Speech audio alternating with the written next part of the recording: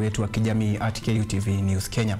Na Wakenya wanapomuomboleza aliyekuwa Waziri Mkuu Odinga, tunaangazia safari yake ya kisiasa tangu zama za rais wa pili wa taifa Daniel Arap Moi hadi mwaka huu chini ya uongozi wa Rais William Ruto. Maisha yake kama mwanasiasa na mtumishi wa umma na jinsi alivyoiweka taifa kwanza kuliko azma zake binafsi za kisiasa. Mwanahabari wetu wa masuala ya kisiasa Blue Smile Hassan anatuchimbulia historia pana ya kisiasa ya Raila Odinga. Tazama.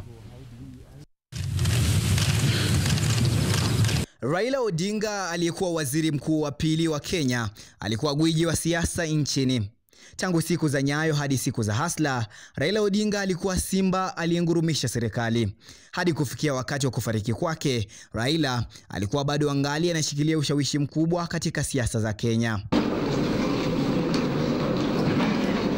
Raila aliingia siasa rasmi mwaka 1992 aliposhinda ubunge wa Lang'ata kupitia chama cha Ford Kenya, na kuanzia hapo ndipo safari yake ya siasa ikaanza kunawiri. Raila ambaye alishikilia nafasi ya ubunge wa Lang'ata hadi mwaka 2013 alihudumu kama waziri mkuu wa Kenya kuanzia mwaka 2008 hadi mwaka 2013 kufuatia serikali ya nusu mkate baina yake na rais mstaafu mwenda zake Mwai Kibaki, na pia aliwahi kuhudumu kama waziri katika serikali ya Rais Daniel Arap Moi na Rais Mwai Kibaki.